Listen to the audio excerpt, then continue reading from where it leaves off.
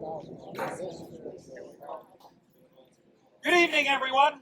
Welcome to the Roger Williams National Memorial and to the Rhode Island Shakespeare Theater's production of The Merry Wives of Windsor. My name's John McNiff. I'm one of the Rangers here at the Roger Williams National Memorial. Now, I'm not going to bore you with a long history lesson. If you want one, you can come to the Visitor Center 7 days a week from 9 to 5. We'll bore you all you want. But you have to know something about this place where you are right now. This is where Providence started. Roger Williams was kicked out of the Massachusetts Bay Colony in 1636 for his new and dangerous opinions. This dangerous opinion was that the government has a right to control what you do, but not what you think or what you believe. That is up to you. Providence, when they started it here, Roger Williams wanted a complete separation of church and state. And when you do that, the foundation of the government is no longer from God telling you what to do, but the people deciding what was going to happen. The heads of household met every couple of weeks and voted on what was going to happen, but only in civil things. There were no religious rules in Rhode Island. That's the way this place worked. Our charter from the king, beautiful piece. If you want to see it, it's up in the State House. Big picture of Charles II up in the top corner, and says, Charles II, by the grace of God, king, is going to let this colony of Rhode Island and Providence plantations have a place where no person is punished for what they believe.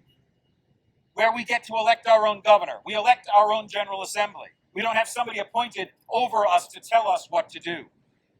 That's what this place is about. Now, 100 years after Roger Williams dies, the 13 colonies get into a big fight with England. What was that called? Revolutionary War. A lot of people think that. Can I say the War for Independence? Sure. Because the revolution comes after the war. The War for Independence is one thing, but this new country, when they decided to put their rule book together, the U.S. Constitution, they started it out with something entirely different than anybody else had done. The first 3 words of the Constitution are not, Congress, by the grace of God, allow you to do things. The first 3 words, 10 times bigger than anything else in the document, shout out to the rest of the world that we, the people, are going to tell the government what it can and cannot do. That's your responsibility. You're the people.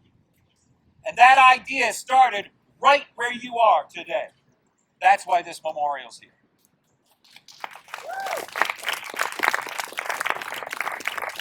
Now, folks, it's my honor to introduce to you the founder of this feast, the artistic director of the Rhode Island Shakespeare Theater, Mr. Bob Colonna.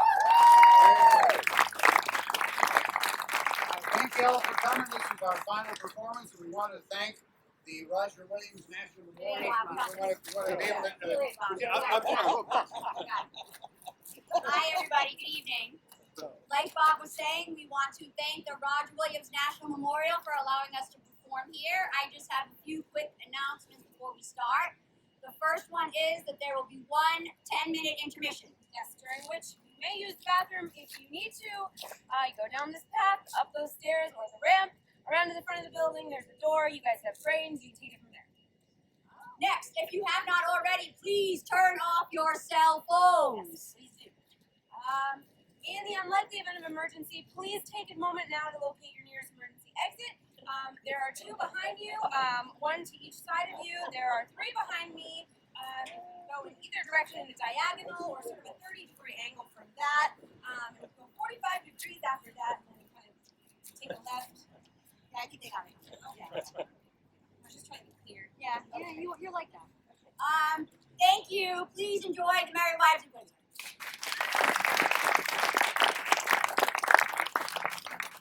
Sir Hugh, persuade me not. I will make a federal matter of it.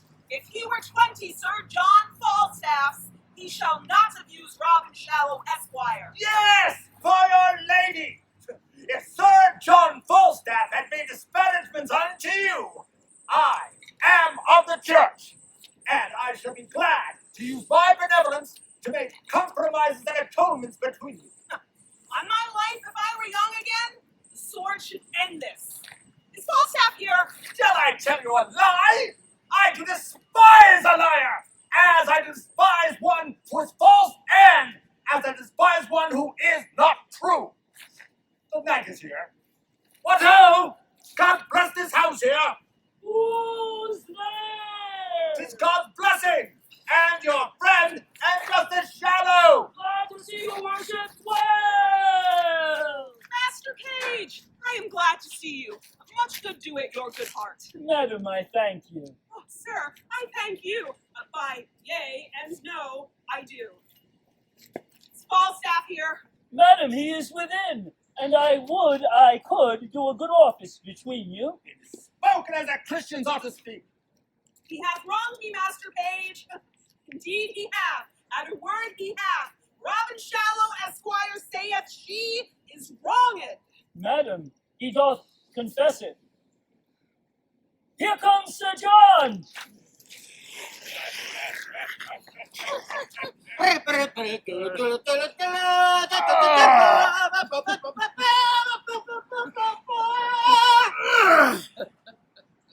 Now, Mistress Shallow, you complain of me to the king? Knight, you have beaten my men, killed my deer, and broke open my lodge. But not kissed your keeper's daughter? Tusk in. This shall be answered. I will answer it straight. I have done all this. That is now answered. The council will know of this. You'll be laughed at. Peace, I pray you. Now, as I understand, there are two umpires in this matter, as I understand. That is to say, myself and Master Page. Are we to hear it and end it between them? You hear all these matters denied. You hear it. How now, Mistress Ford? Mistress Ford, by my troth, you are very well met. By your leave, Mistress Ford. Why? Bid these good folks welcome. Come, friends, I have a hot venison pasty to dinner, and I hope we shall drink down all unkindness. Well, Pistol, I am almost out of heels. There is no remedy. I must Coney catch. I must shift. Young ravens must have food. You know Ford of this town. I ken the white he is of substance good. Now I will tell you what I am about. 2 yards and more. 2 years and more. No, Chris, now, Pistol. Indeed, I am in the waist, 2 yards about. But now I am about no waste. I am about thrift. Briefly, I do mean to make love to Ford's wife. I spy entertainment in her. She discourses. She gives the leer of invitation. I can construe in the action of her familiar style and the voice of her behavior to be Englished rightly is, I am Sir John Falstaff. He hath studied her well and translated her will out of honesty into English. She hath all the rule of her husband's purse. To her, boy, say I. I have written here a letter to her, and here another to Page's wife, who even now gave me good eyes too. Examine my parts with judicious eyes. Sometimes the gleam of her view gilded my foot. Sometimes my portly belly.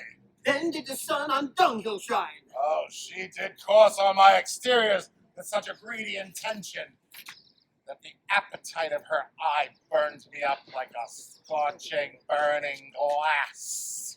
She too has control of her husband's purse. She is a regent in Guyana, all gold and bounty. I will be traitor to them both. They shall be my East and West Indies. I will cheat them and they shall be my exchequers. Go! Bear now this letter to Mistress Ford, and now this to Mistress Page. We will thrive, my lad. We will thrive! And Lucifer take all. I will run nowhere. I will keep the behavior of reputation. Go! Bear thou these letters tightly.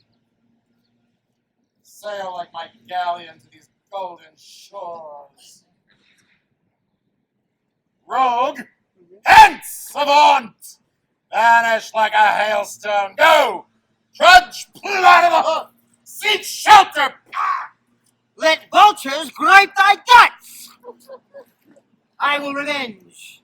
I will discuss this love to Page and before I will eke unfold how Falstaff, varlet vile, his dove will prove, his gold will hold, and his soft couch defile. And I will incense Page to deal with poison. I will possess him with jealousy. Taruga!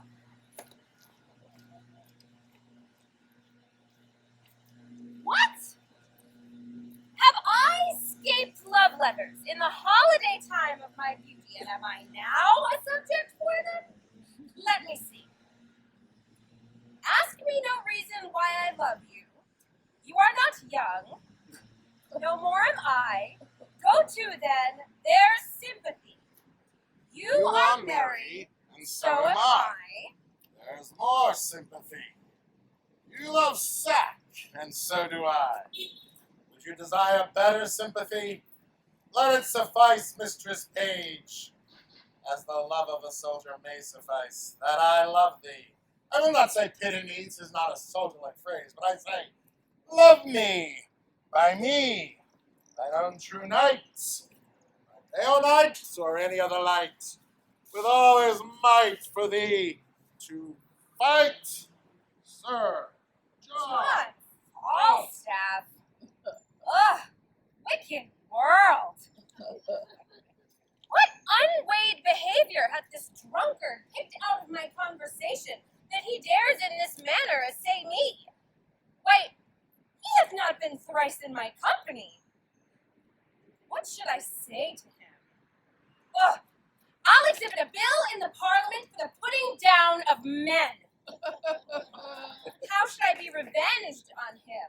For revenged I will be, as sure as his guts are made of puddings. Mistress Page, trust me, I was going to your house. Trust me, I was coming to you. Oh, Mistress Page, give me some counsel.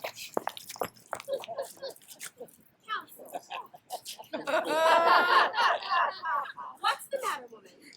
Oh, woman, if not for one trifling respect, I could come to such honor. Hang the trifle, woman. Take the honor. What is it? Dispense with trifles. What is it? If I would but go to hell for an eternal moment or so, I could be knighted. What? Thou liest, Sir Alice Ford. Here, read, perceive how I might be knighted. I shall think the worse of fat men as long as I have an eye to make difference in men's liking. What tempest I trow through this whale with so many tons of oil in his belly ashore at Windsor. How shall I be revenged on him? I think the best way were to entertain him with hope till the wicked fire of lust had melted him in his own grease. Did you ever hear the like? Letter for letter. Oh, I had rather be a giantess than lie under Mount Pelion. I will find you 20 lascivious turtle doves ere one chaste man.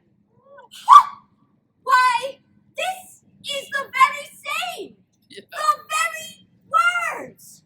What doth he think of us? Nay, I know not. Makes me almost ready to wrangle with mine own honesty.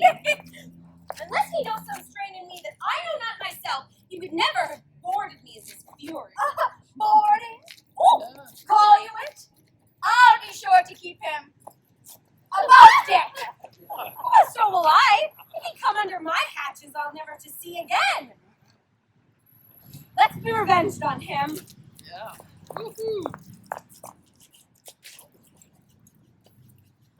Let's appoint him a meeting, give him some show of comfort in his suit, and lead him on with a fine baited delay till he hath pawned his horses. I will consent to act any villainy against him that may not sully the chariness of our honesty. Oh, that my husband saw this letter. It would give eternal food to his jealousy. But look where he comes, and my good man too. He's as far from jealousy as I am from giving him pause, and that, I hope, is an unmeasurable distance. You are the happier woman Let's consult together against this greasy knight. Come hither.